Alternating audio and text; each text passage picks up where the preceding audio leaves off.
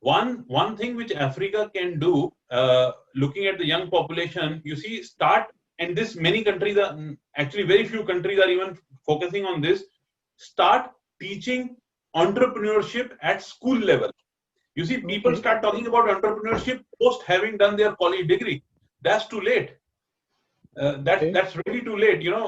In fact, you'll be surprised that during COVID, I have seen school kids and students having started online, even baking things like cookies, this, that, started doing something on an online portal, which is an exposure to entrepreneurship.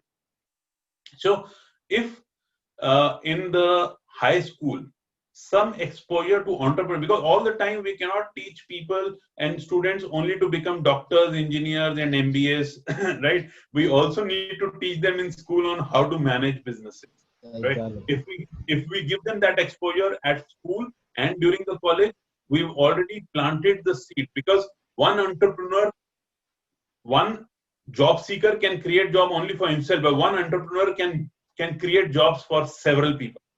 Right. That's right. and That's that right.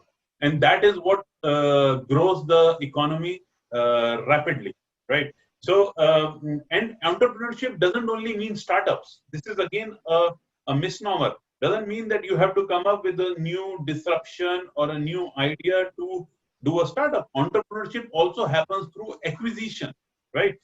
Acquisition basically means that someone somewhere needs an assistance from somebody else, right? And maybe his business is, he doesn't have children, his business somebody else has to take over.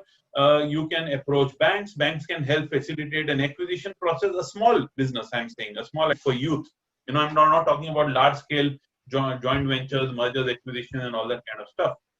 No. So Yes. there are various forms in which entrepreneurship can be obtained, and do this cross border. So a lot of organizations from the other parts of the world want to come into Africa, Yeah.